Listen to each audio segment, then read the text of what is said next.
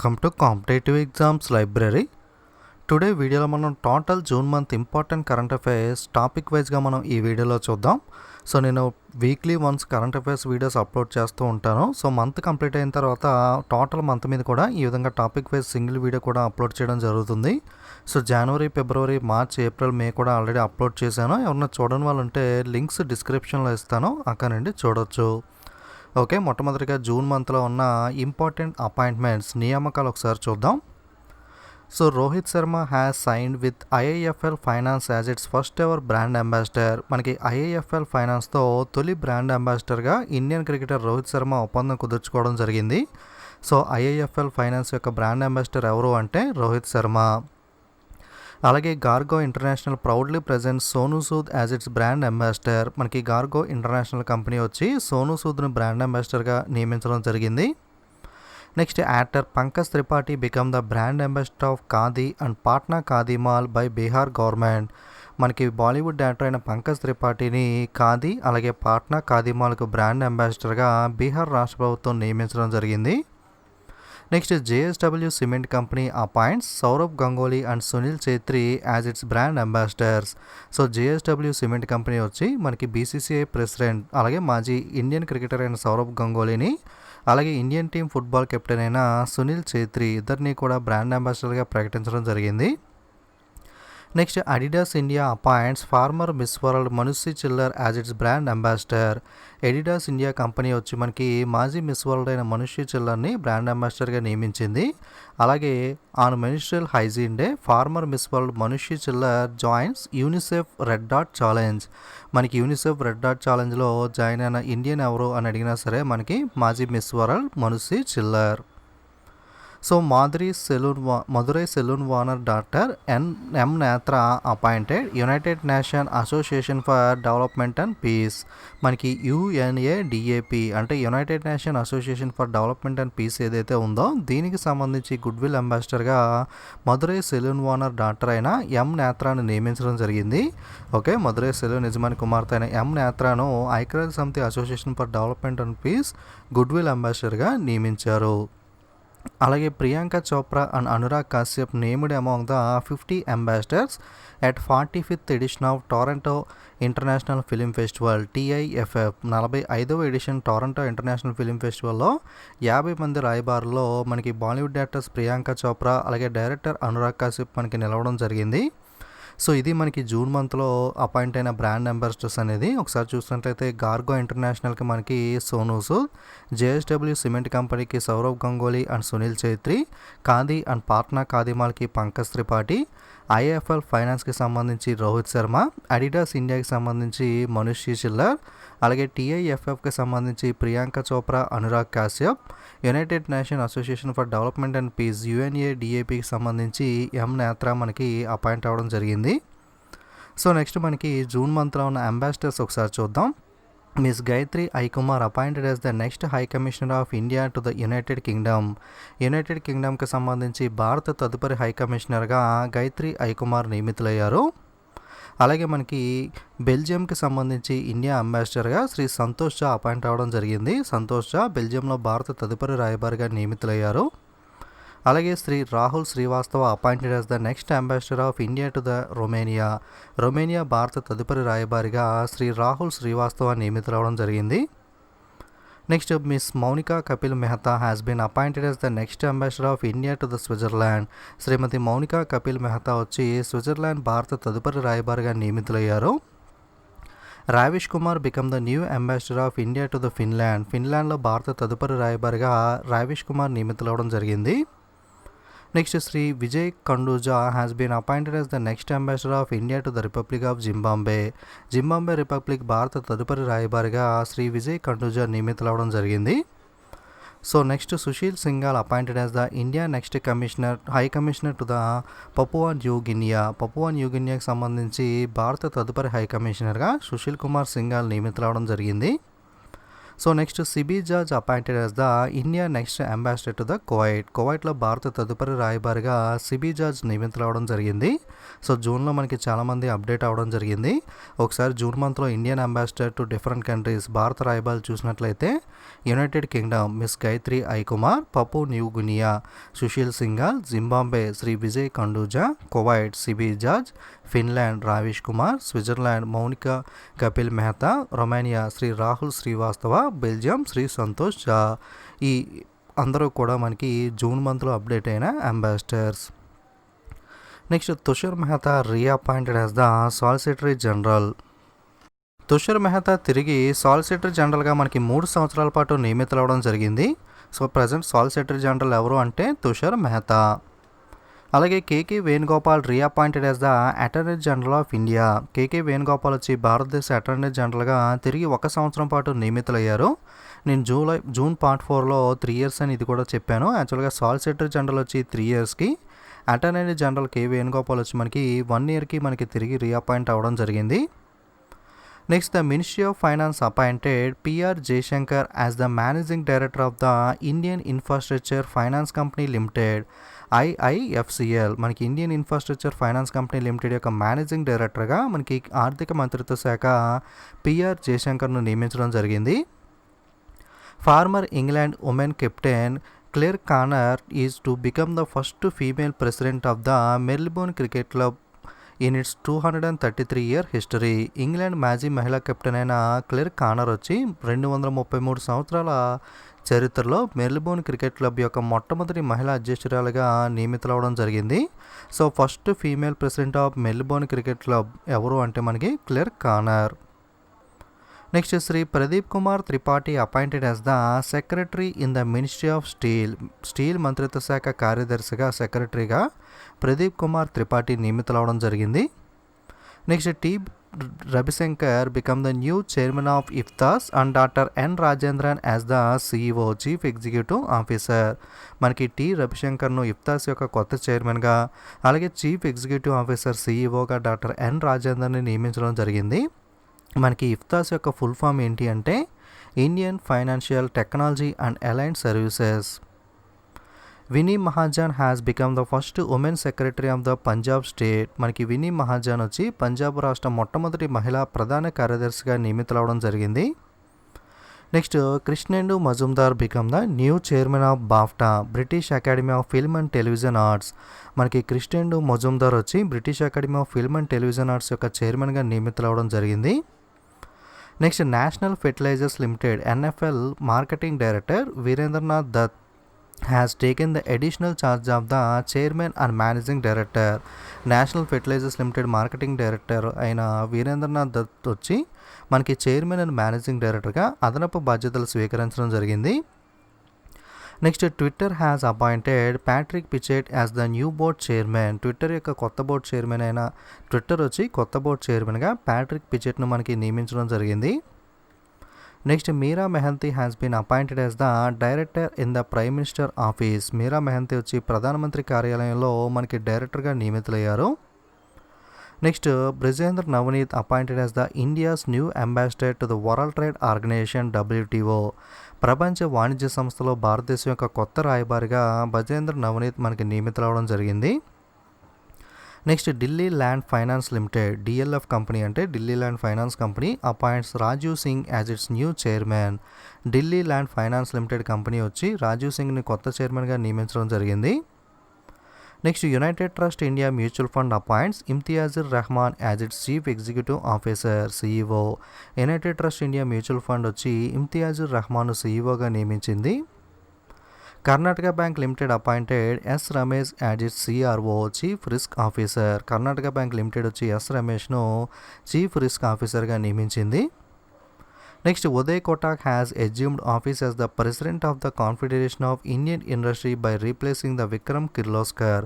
Confederation of Indian ఇండస్ట్రీకి మనకి విక్రమ్ కిర్లోస్కర్ అధ్యక్షుడిగా పనిచేసేవారు. ఆయన ప్లేస్లో కొత్తగా ఇప్పుడు మనకి ఉదయ్ కోటాక్ నియమితులవడం జరిగింది. Rajeev Topno has been appointed as the senior adviser to the executive director of the World Bank. ప్రపంచ బ్యాంక్ ఎగ్జిక్యూటివ్ డైరెక్టర్కు సీనియర్ సలహాదారుగా రాజీవ్ టొప్నో నియమితులవడం జరిగింది.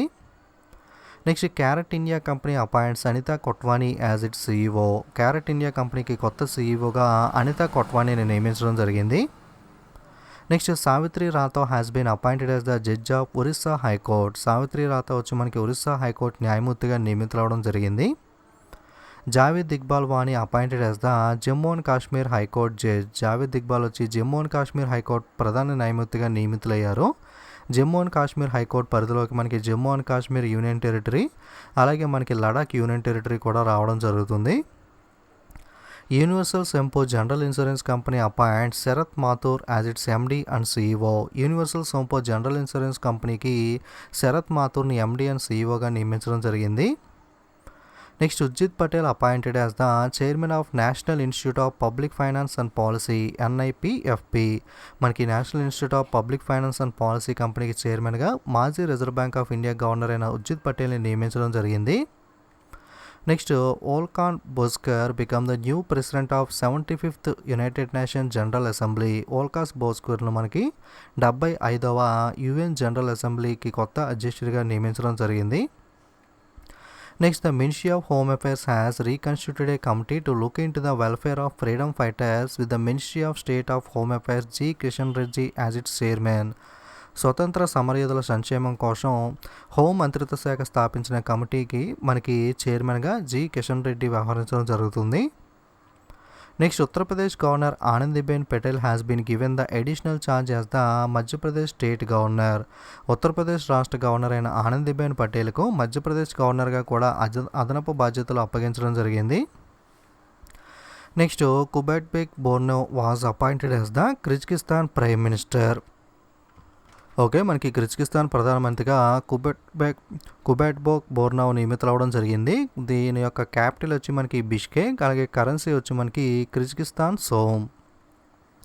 Next Micheal Martin has been elected as the new Prime Minister of Ireland. Ireland దేశ కొత్త ప్రధానమంత్రిగా Micheal Martin నియమితులయ్యారు. Ireland యొక్క క్యాపిటల్ వచ్చి డబ్లిన్, కరెన్సీ వచ్చి euro. Next Lazarus Chakwera sworn as the Malawi president. Malawi కొత్త అధ్యక్షుడిగా మనకి లజారస్ సక్వెరా నియమితులవడం జరిగింది. ఓకే, సో ఇది మనకి ఓవరాల్గా జూన్ మంత్లో ఉన్న ఇంపార్టెంట్ అపాయింట్మెంట్స్ అనేవి. కొంచెం అపాయింట్మెంట్స్ అనేవి జూన్ మంత్లో ఎక్కువగానే ఉన్నాయి. సో నెక్స్ట్ మనకి జూన్ మంత్లో ఉన్న ఇంపార్టెంట్ అవార్డ్స్ని ఒకసారి చూద్దాం. Indian writer Kritika Pandey wins the 2020 Commonwealth short story prize in Asia region for her story the great Indian tea and snacks. భారతీయ రచయిత అయిన కృతికా పాండేకు తను రాసిన the great Indian tea and స్నాక్స్కి సంబంధించి ఏషియా రీజియన్ 2020లో కామన్వెల్త్ మనకి చిన్న కథ బహుమతి షార్ట్ స్టోరీ ప్రైజ్ అనేది రావడం జరిగింది. So Commonwealth short story prize winner in Asia reason ఎవరు అంటే కృతికా పాండే. ఈమె రాసిన ఏ స్టోరీకి ఈ అవార్డు వచ్చింది అంటే the great Indian tea and snacks. Indian American soil scientist Ratan Lal wins the prestigious world food praise 2020. భారత అమెరికన్ శాస్త్రవేత్త అయిన రతన్ లాల్కు ప్రతిష్టాత్మక 2020 ప్రపంచ ఆహార బహుమతిని గెలుచుకోవడం జరిగింది. So World food praise 2020 winner ఎవరు అంటే Rattan Lal. Nobel prize winner Amartya Sen wins the 2020 peace prize for the German book trade. German book ట్రేడ్కి సంబంధించిన పీస్ ప్రైజ్ ఎవరు విన్నారు అంటే Amartya Sen. United Nation honours Kerala health minister K K Shailaja for her efforts to fight the కోవిడ్-19. కోవిడ్-19తో పోరాటం చేసిన ప్రయత్నాలకు గాను కేరళ ఆరోగ్య శాఖ మంత్రి అయిన కేకే శైలజను ఐక్యరాజ్య సమితి సత్కరించడం జరిగింది. Himachal Pradesh state Panchayati Raj department has వోన్ the first prize under the ఈ పంచాయత్ పురస్కార్ 2020. హిమాచల్ ప్రదేశ్ రాష్ట్ర పంచాయతీరాజ్ విభాగానికి ఈ పంచాయతీ పురస్కార్ 2020 కింద మొదటి బహుమతి రావడం జరిగింది. Shobha Shekhar will conferred with the medal of the Order of Australia 2020 for service to the Indian music and dance. భారతీయ సంగీతం మరియు నృత్య సేవ చేసినందుకు గాను శోభా శేఖర్కు medal of the Order of Australia 2020తో మనకి సత్కరించడం జరిగింది. Biocon MD Kiran Mazumdar Shaw named the EY World Entrepreneur of the Year. Biocon MD అయిన కిరణ్ మంజూర్దాస్ షాకి EY World Entrepreneur of the ఇయర్గా ఎంపిక అవ్వడం జరిగింది. Javed Akhtar become the first Indian to receive the Richard Dawkins award 2020. Richard Dawkins award 2020 అందుకున్న తొలి భారతీయుడు ఎవరు అంటే Javed Akhtar. Patna based NGO seeds win the world no tobacco day award 2020. పాట్నాకు చెందిన ఎన్జిఓ అయిన సీడ్స్కు ప్రపంచ పొగాకు వ్యతిరేక దినోత్సవం అవార్డు 2020ని గెలుచుకోవడం జరిగింది. సీడ్స్ యొక్క ఫుల్ ఫామ్ వచ్చి socio economic and educational development society. Next June మంత్లో ఉన్న ఇంపార్టెంట్ బుక్స్ అండ్ ఆథర్స్, పుస్తకాలు మరియు రచయితలని ఒకసారి చూద్దాం. So Behind the Mask book author, మనకి బిహైండ్ ద బుక్ ఆథర్ పుస్తక రచయిత వచ్చి Mohammed Abdul Manan. Next Ministry of Information and Broadcasting has released e booklet called one year of Modi 2.0 towards a self reliant India. మనకి సమాచార మరియు ప్రసార మంత్రిత్వ శాఖ ఐఎన్బి వచ్చి 1 ఇయర్ ఆఫ్ మోడీ 2.0 పేరు మీద ఒక స్వీయ రిలవెంట్ ఇండియా వైపు అనే ఒక ఈ బుక్ను మనకి రిలీజ్ చేయడం జరిగింది. Next a burning book author, a burning book పుస్తక రచయిత వచ్చి మేఘా మజుందార్. ఇది ఆమె రాసిన తొలి నవల, debutante novel. Legend of Suheldev the king who saved India book author Amish Tripathi. మనకి legend of Suheldev the king who save India పుస్తక రచయిత ఎవరు అంటే ఫేమస్ ఆథర్ అయిన అమీష్ త్రిపాఠి. నెక్స్ట్ జూన్ మంత్లో ఉన్న ఇంపార్టెంట్ ఇండిసెస్ అండ్ ర్యాంక్, సూచికలు మరియు ర్యాంకులు ఒకసారి చూద్దాం. మనీ ఇన్ స్విస్ బ్యాంక్స్లో చూసుకున్నట్లయితే ఇండియా ర్యాంక్ వచ్చి 77th ప్లేస్లో ఉంటే యునైటెడ్ కింగ్డమ్ వచ్చి టాప్ ప్లేస్లో నిలిచింది. ఓకే, స్విస్ బ్యాంక్లో డబ్బుల విషయంలో భారతదేశం ర్యాంక్ 77, ప్రథమ స్థానంలో ఉన్న దేశం United Kingdom. IMD competitive rankings 2020లో చూసుకున్నట్లయితే సింగపూర్ వచ్చి టాప్ ప్లేస్లో నిలిచింది, ఇండియా ర్యాంక్ వచ్చి 43. ఓకే, ఐఎండి యొక్క పోటీతత్వ ర్యాంకింగ్స్లో ఇండియా ర్యాంక్ 43, సింగపూర్ వచ్చి అగ్రస్థానంలో నిలిచిన దేశం.